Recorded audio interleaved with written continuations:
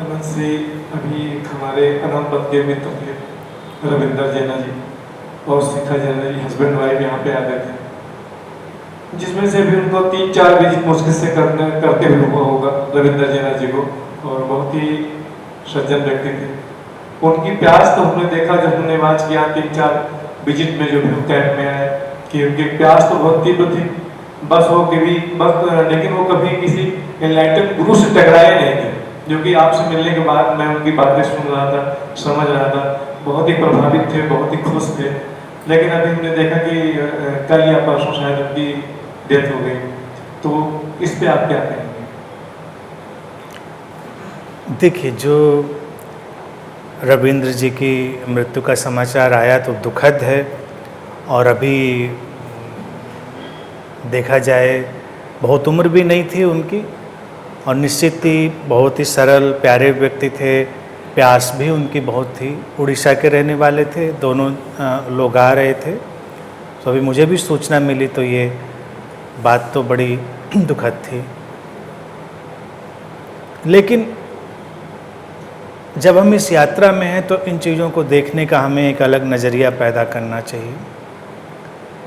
जिस परिवार में ये घटना हुई है उनको अपने ढंग से उसको हैंडल करना पड़ेगा, और उनकी पत्नी भी यहाँ आती ही रही हैं, मैं उम्मीद करता हूँ वो भी आती ही रहेंगी, और अनंत से उनको पूरा सहयोग हर तरह का मिलता भी रहेगा। जो भी सिंसियर सीकर हैं हम लोग उनके प्रति पूरी तरह से सहयोगपूर्ण रहते ही हैं। लेकिन जो घटना है उसको हमको एक एंगल से देखना भी पड़ेगा कि जीवन इतना ही अनप्रिडिक्टेबल, अनसर्टेन है, इतना ही क्षण भंगुर है। कभी भी कुछ भी किसी को भी हो सकता है, मुझे भी, किसी को भी, तुम्हें भी। अगले क्षण का किसी को पता नहीं। लेकिन हम लोग चीज़ों को ऐसे टाल कर चलते हैं, ऐसे पोस्टपोन करके चलते हैं कि कर लेंगे, और पूरी ज़िंदगी ख़त्म हो जाती है। कई लोग तो इतने किंतु परंतु के साथ जीवन में चल रहे होते हैं कि उनके किंतु परंतु ही नहीं खत्म होते हैं।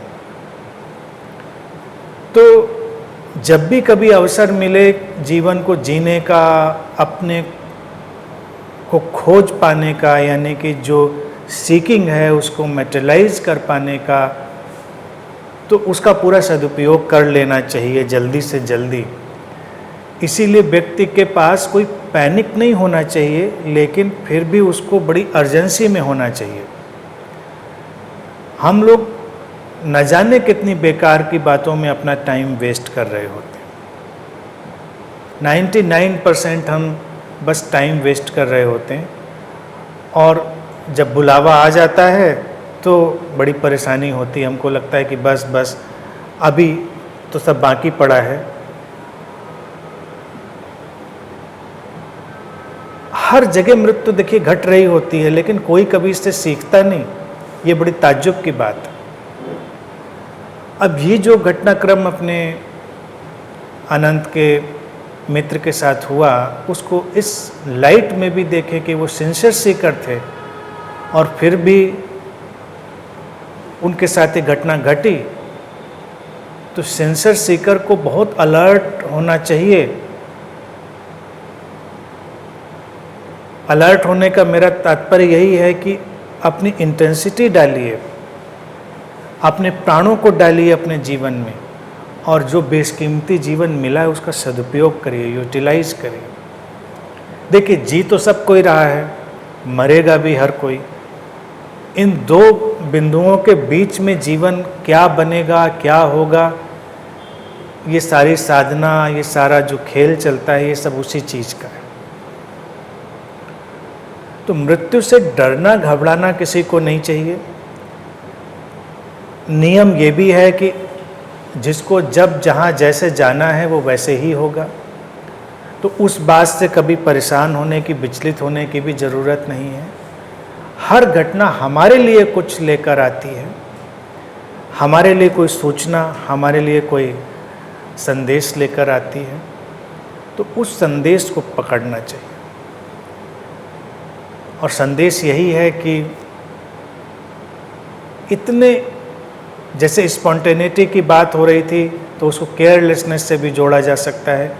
इतनी भी केयरलेसली हम ज़िंदगी ना जिएं कि ज़िंदगी कब हमारे हाथ से फिसल कर ख़त्म हो जाए और हमको पता भी ना चले। हर व्यक्ति को जो मृत्यु का दुख है, धक्का है, वो क्यों है, कभी इस पर कोई नहीं सोचता। इसलिए है क्योंकि कोई ज़िंदगी जीता ही नहीं, कोई ज़िंदगी जीता ही नहीं, इसीलिए उसको लगता है बस अभी इतनी जल्दी, अभी तो हमने शुरू किया था। भारत में तो इस फिनोमेना पर तमाम बातें कही गई हैं और एक बड़ी पौराणिक कथा है ययाति की, राजा ययाति। तो उसकी कथा का पूरा सार ही यही है। कहते हैं कि वो इतना जीना चाहता है और जब मृत्यु आती है उसके द्वार पर तो वो बस उससे अनुरोध करता है कि अरे अभी तो हमने कुछ जिया ही नहीं, कुछ किया ही नहीं, थोड़ा सा मोहलत और दीजिए।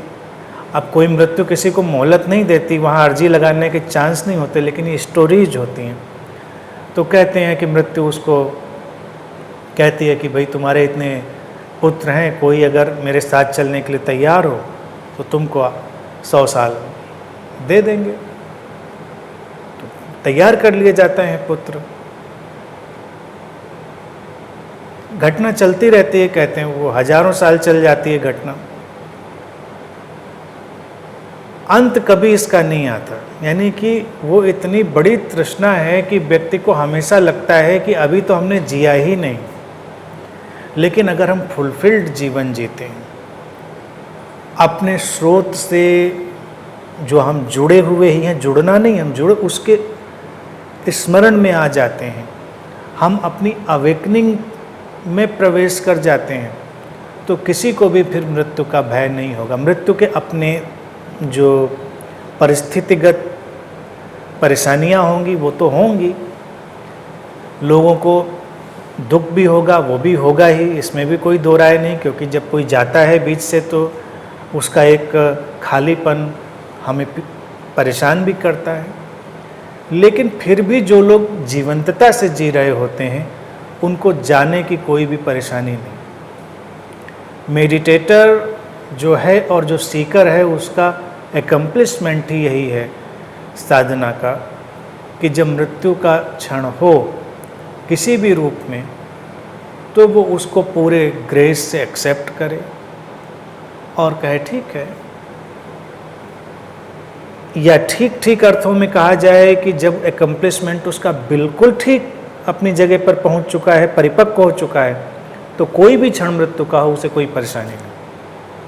अभी वो घटना घट जाए उसको कोई परेशानी नहीं, उसको लगता है कि ठीक है सब हो चुका है, जिया जा चुका।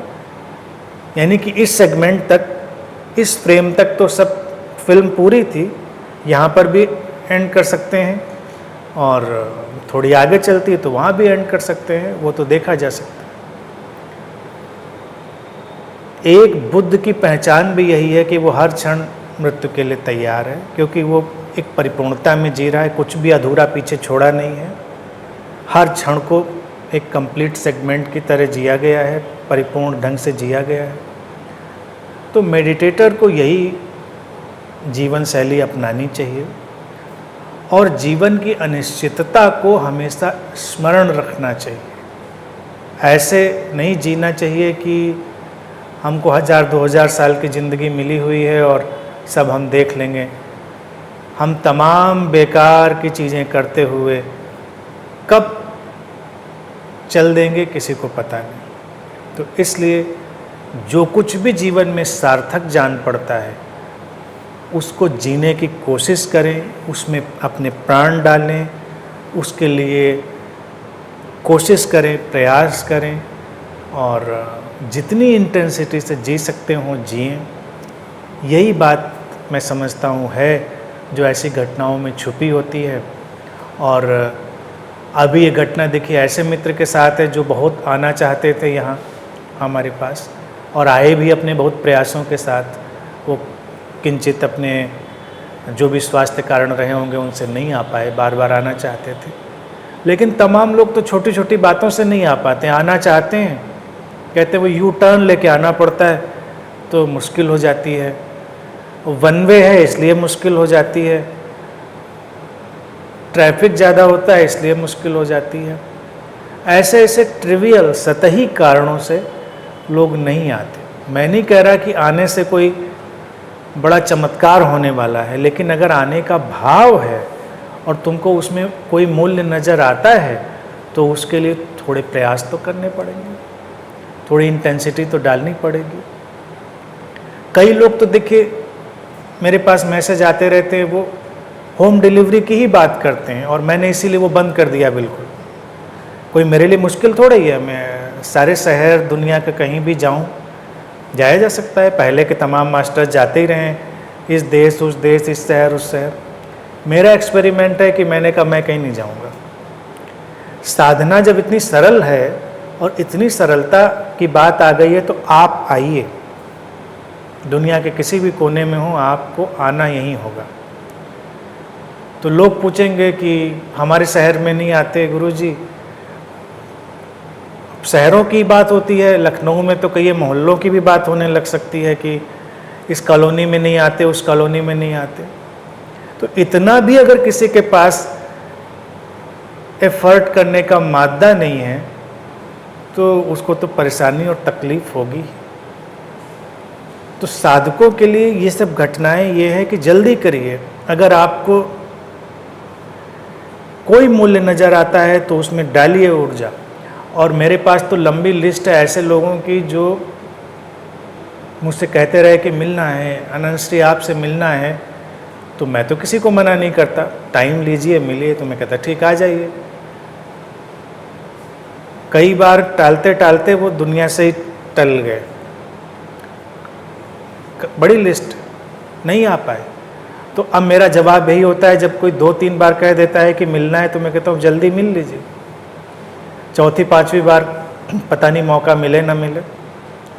तो अगर मिलने का भाव उठा है तो मिल लीजिए। मुझसे ही नहीं, दुनिया में जहाँ कहीं भी जाने मिलने का भाव हो, जहाँ कहीं मूल्य लगता हो तो करिए, इंटेंसिटी पुट करिए। बेकार की बातों में अपनी ज़िंदगी को जाया करने का कोई भी मतलब नहीं है। शिकायतें करने का, रोते रहने का कोई भी मतलब नहीं है। और जो हम परिपूर्णता से जी लेंगे वही हमारे साथ होगा, वही जीवन को एक स्थिरता भी देगा और मृत्यु का जो दुख लोगों को पकड़ता है उससे उनको मुक्त भी करेगा। इस चीज़ को समझना है।